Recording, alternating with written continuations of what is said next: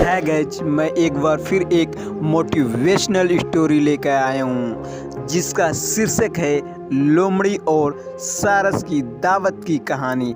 ये कहानी जानने से पहले मेरे चैनल को लाइक कीजिए, शेयर कीजिए और सब्सक्राइब कीजिए। बहुत पुरानी बात है।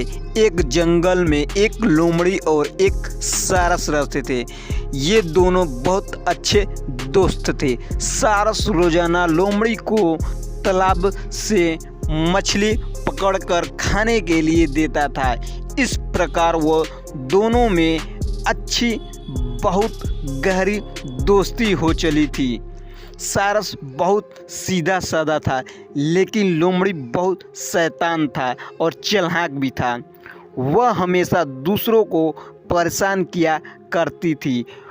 उसे दूसरों को अपमान करने और मजाक उड़ाने में उसे बहुत मज़ा आता था। वह हमेशा ऐसा ही करता था। एक दिन उसने सोचा कि क्यों न एक बार सारस को भी अपमान किया जाए और उसका मजाक उड़ाया जाए। ऐसा सोचकर उसने सारस को दावत पर बुलाया अपने घर पर, लेकिन उसने जानबूझकर सूप की एक प्लेट परोसा।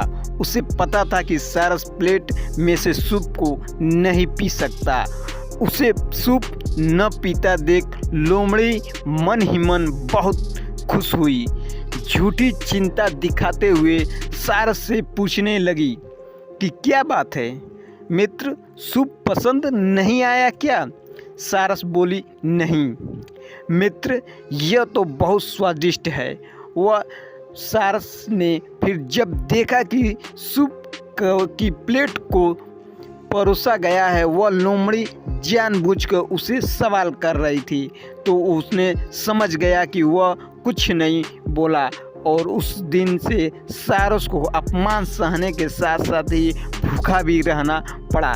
लेकिन जाते जाते सारस ने भी उसे अपने यहाँ दावत पर बुलाया और लोमड़ी को दूसरे ही दिन सारस के घर दावत पर पहुँच गई। इस तरह से सारस ने भी दावत में सूप बनाया हुआ था और लोमड़ी के साथ लंबी चोंच वाली अन्य पक्षियों को भी बुलाया था। सारस ने सूप को सुराही में परोस दिया। सुराही का मुंह इतना छोटा था कि उसमें बस चोंच ही अंदर जा सकती थी और कुछ नहीं। लोमड़ी पूरा टाइम सुराही और अन्य पक्षियों की सूप पीते देखती रही। इसी बीच सारस ने पूछा कि क्या बात है मित्र, सूप अच्छा नहीं लगा क्या? लोमड़ी को यह अपमानजनक लगा। उसने शब्द को याद आई, उसने शब्द कहे कि याद आई। सभी बोले कि सूप बहुत स्वादिष्ट है। लोमड़ी को भी सभी की हाँ में हाँ मिलानी पड़ी। ये सब देखकर लोमड़ी अपने आप में बहुत अपमानित महसूस कर रही थी, लेकिन उसने कुछ कहा नहीं। वह तो जानती थी।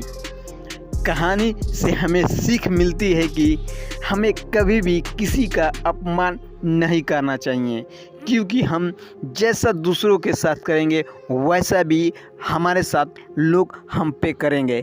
इसीलिए किसी दूसरों की ना अपमान करने चाहिए, ना मजाक उड़ाना चाहिए। हमेशा सबका सम्मान करना चाहिए। ये कहानी अच्छा लगा तो मेरे चैनल को लाइक कीजिए, शेयर कीजिए और सब्सक्राइब कीजिए।